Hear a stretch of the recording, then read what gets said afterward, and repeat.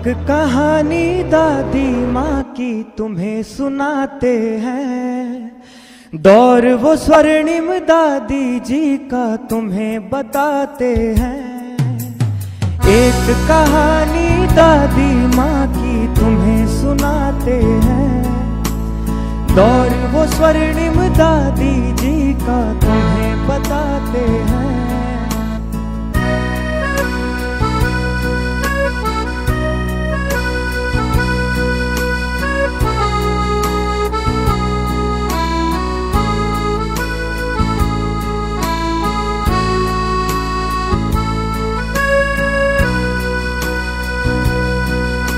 प्रकाशमणि दादी जी सब पर ज्ञान प्रकाश फैलाती।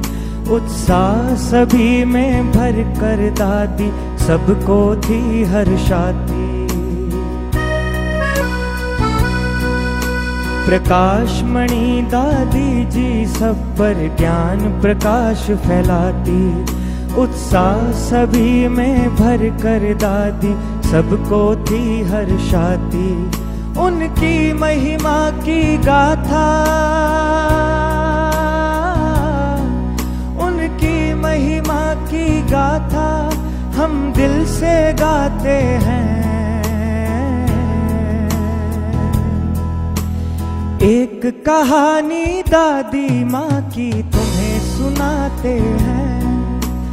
दौर वो स्वर्णिम दादी जी का तुम्हें बताते हैं। एक कहानी दादी माँ की तुम्हें सुनाते हैं।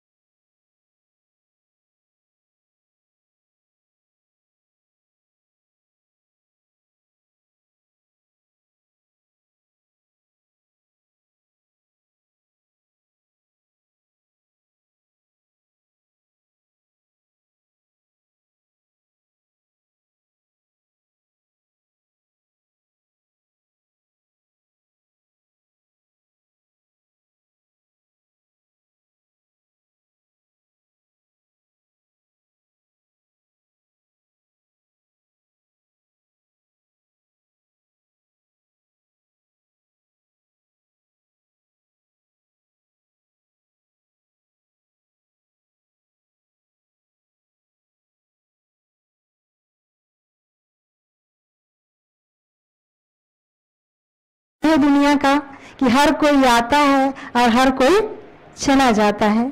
हमारी परम आदरणीय दादी जी ने भी अपना इतना सेवाएं दिया इस संस्था को, इतनी सेवा की, और आज देश विदेश सब जगह अपने इस स्नेह का एक झंडा लहराया।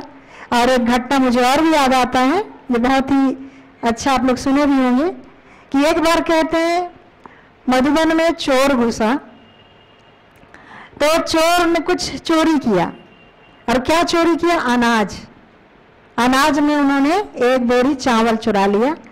कुछ भाइयों ने उनको पकड़ा और कहते हैं कि दादी जी ये चोर है, इन्होंने ये चोरी किया है। तो दादी जी उनको बुलाए, बड़े प्यार से उसको देखा और बोले भाई नहीं था तो दादी जी से बोल देते, दादी जी भिजवा देती आपके घर में। और दादी जी ने और भी बोला इनको और दे दो, इनके घर पहुंचा के आओ और जो जो चाहिए इनको जरूर दो, ये भी बाबा का बच्चा है। और भी पैसा दी। इतनी दादी रहम दिल थी, वो चोर चोरी करना छोड़ दिया। ये है माँ ममता मई, जिसके प्यार और स्नेह में इतनी ताकत है कि शराबी शराब छोड़ दे, चोर चोरी करना छोड़ दे और उसके सानिध्य जाकर के माँ माँ आवाज लगाए। ऐसी प्रतिमूर्ति दादी जी को बागडोर सौंपा हमारे परम श्रद्धेय हमारे पिताश्री, हमारा ब्रह्मा बाबा। और ऐसी दादी जी की सानिध्य आप सब हम अभी भी अव्यक्त रूप में पल रहे हैं। कम से कम वो पल तो आज आया, इतने सालों के बाद आया। लेकिन जब हम पुण्य तिथि मनाने के लिए दादी जी के सामने सानिध्य आए तो ऐसा नहीं लग रहा कि दादी जी नहीं है, ऐसा लग रहा कि दादी जी आज भी है। वो दादी जी की पालना आज भी याद आता है। जब हमारा भट्टी शुरू हुआ, और ये भट्टी हर साल होता है, भट्टी माना दादी जी ऐसी एक समय पालना करती थी, अपने बहनों के अंदर वो शक्ति भरती थी, तो बहनें ध्यान में चली जाती थी। तो करीबन 3000 में 150 बहनें ध्यान में चली गई और हम कॉन्फ्रेंस हॉल में थे। तो जब ध्यान में गई तो दादी जी बड़े प्यार से उनको बुला रही थी, आओ बहनें नीचे आओ, नीचे आओ, नीचे आओ। कहाँ चली गई? आपकी ममता मई सखी आपकी इंतजार कर रही हैं। वो पल याद आ रहा था। तो ऐसा लग रहा था कि एक पल भी हम दादी जी को ना छोड़ें। तो ऐसी दादी को ना हम कभी छोड़ेंगे, ना कभी हम भूलेंगे। दादी जी ने कहा निमित निर्माण निर्मल वाणी, दादी ने ये वरदान दिया।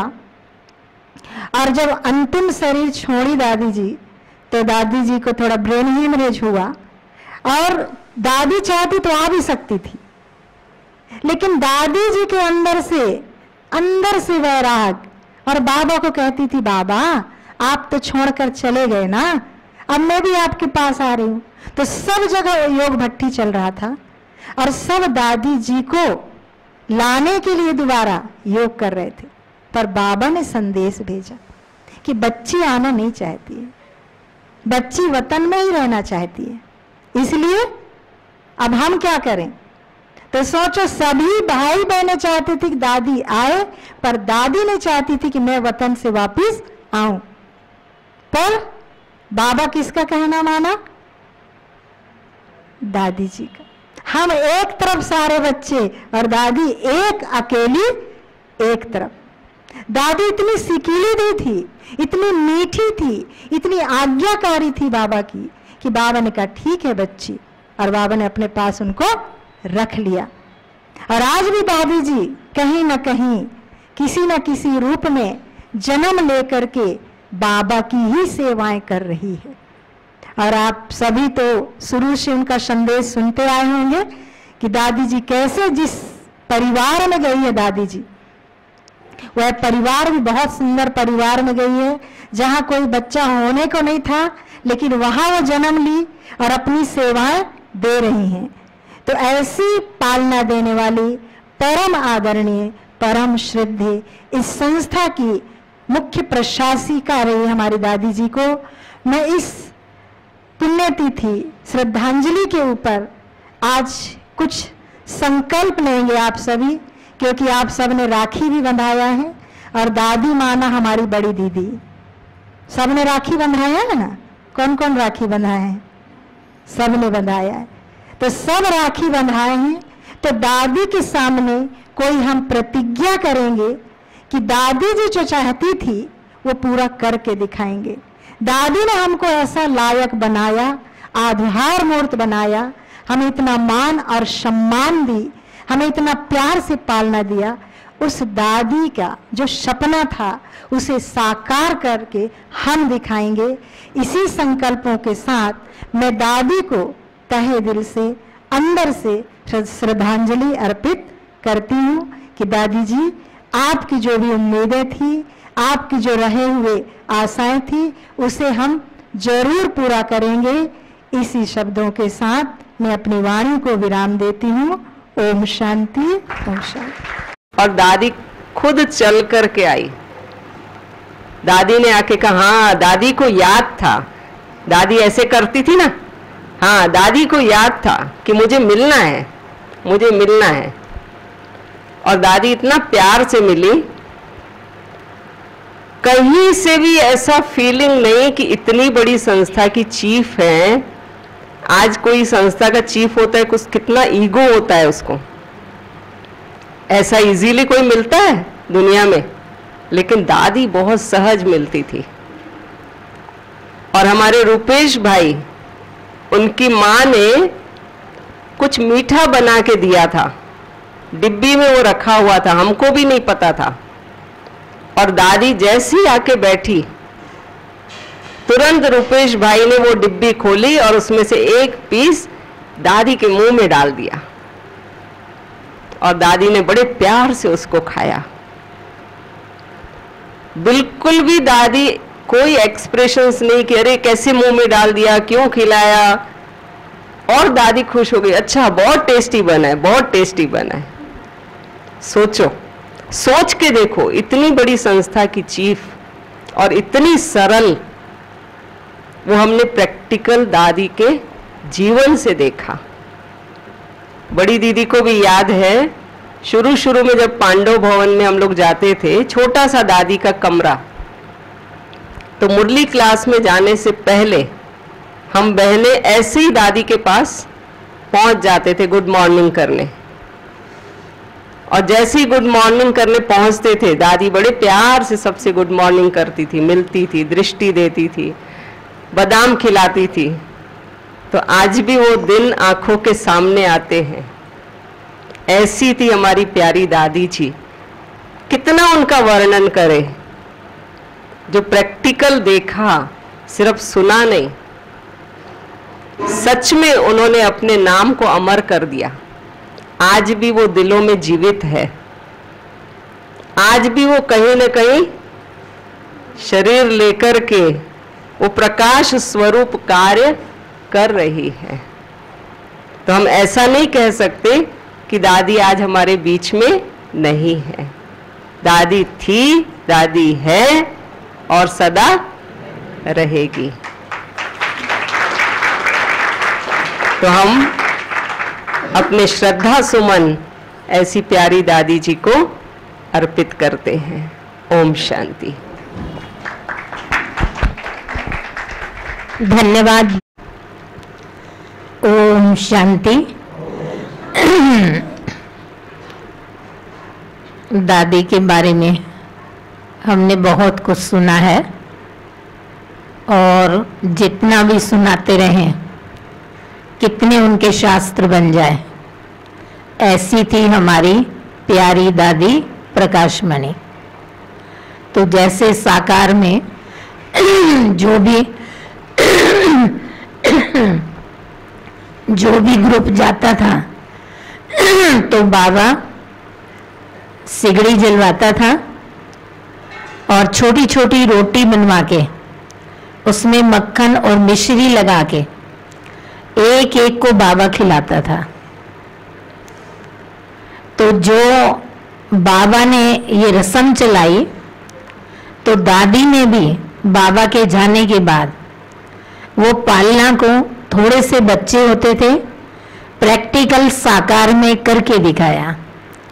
तो कैसे दादी से बाबा की भासना आती थी।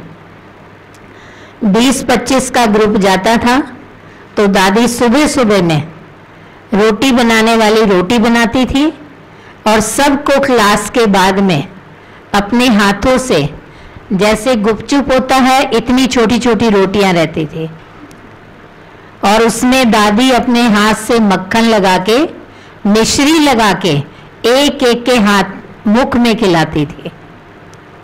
आज जो हमारे जन्म देने वाली माँ है, उसने भी ऐसी पालना हमें नहीं दी होगी जो अलौकिक माँ दादी ने हम सबको ऐसी पालना दी है और साकार बाबा का अनुभव कराया है।